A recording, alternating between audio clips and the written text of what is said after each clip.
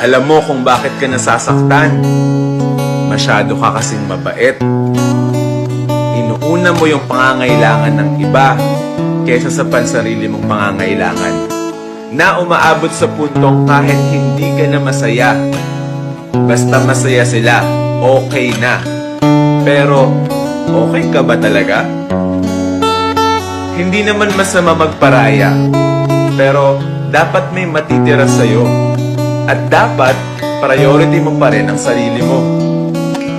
Dahil sa mundong to, ang katotohanan, walang sasalo sa'yo, kundi sarili mo. At sa bandang dulo, wala kang ibang kakampi, kundi ikaw mismo.